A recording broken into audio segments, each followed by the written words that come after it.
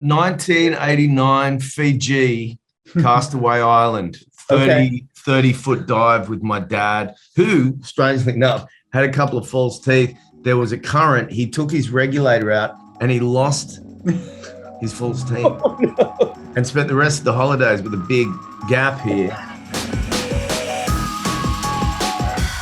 So we're here to talk about 13 Lives, terrific, I guess we'll say, biopic story about the youth soccer team in Thailand who was trapped in the caves. What an incredible story. James, I'd really like to start with you because I feel like Coach was such an important and crucial figure in this story. And I really, really love the way that you captured him on screen. Did you have a chance to sit with him at all, talk with him prior to filming, or did you just kind of perform based on what was in the script? Actually, I never met him before, and but I have to do research about him. Like how he speak, how he act, how he treat the boys, and then how his voice, how his accent. So I have to Google to see like what is happening like 4 years ago, and I'll see a lot of interview when he talk, and then finding some new that see the letter that he write out to the parent. They also show the real letters.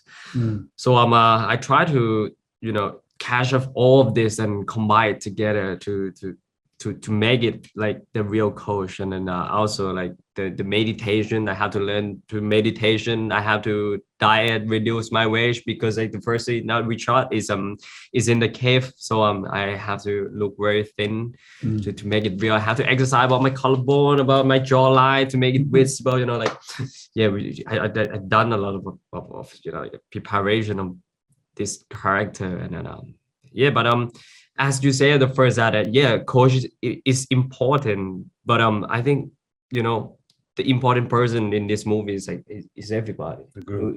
The group is everybody to come together and make this thing like make this mission possible, and then we can get it done. Yeah, a real strong sense of global community, everyone coming together to like meet this very crucial, important need. Joel, had you done any diving? Did you have any diving experience prior to taking on this role?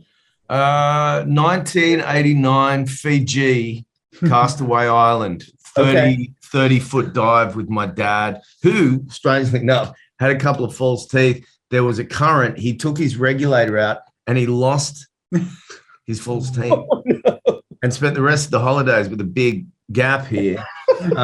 So that was my first taste of diving. I was like, if it's dangerous at 30 feet in Fiji, cut to like 20 years later and they're like, hey, come be involved in this movie.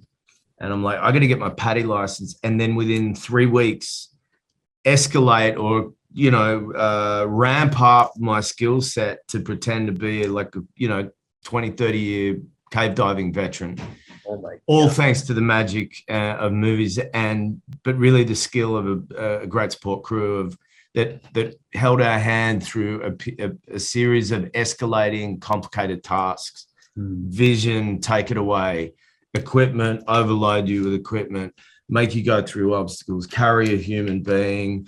Now put a camera on you while you do all of that. And it was amazing, and it was actually fun for the most part. It's like the adventure of being a child, being an actor, and but every now and then it brings home to you that you got to also be incredibly careful, because it underlines just how amazing these divers are, because it things can turn on a heel, and when you're underwater, things get dangerous very quickly. Wow. And speaking of those divers, Viggo, did you and Colin have a chance to sit with Rick and John at all to kind of learn about them, learn their dynamic prior to filming? Both Colin and I spoke with, by phone, and then a lot, at least in my case, via Zoom for months before.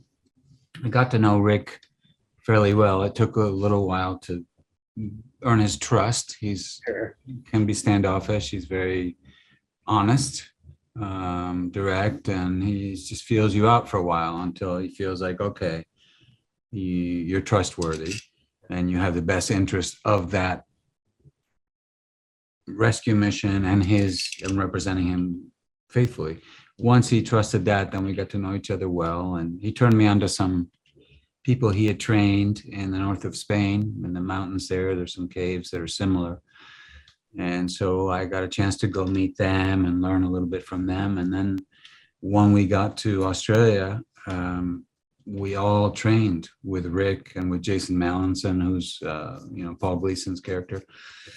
And they really showed us how every detail about how the equipment functioned, how to put it on each day, how to behave underwater, to swim like them, to move through the currents like them, handle the rope like them, carry the kids like them. Each one had a particular way of moving through the water, of diving, finning, everything. And so we watched them very carefully and learned how to imitate them, and also learned how to be safe. I mean, they're understandably, they're overriding concerned always for themselves and the other divers, and for us, was safety. Yeah. Do things in the right way. Be focused. Don't rush things. One job at a time, and each job a success. Boom, boom, step by step. Very methodical to be safe. And so our lives depended on it, and the lives of the people we were transporting depended on it. So it was a really immersive series of tasks that required our constant focus, It was great. Like Joel said, it was a wonderful learning experience, like a new set of skills. Like, okay, we did this together. A fraction of what it must have felt like for the real people. Like, by working together as a team in a good way, everybody's a supporting actor here. Everybody is pulling together.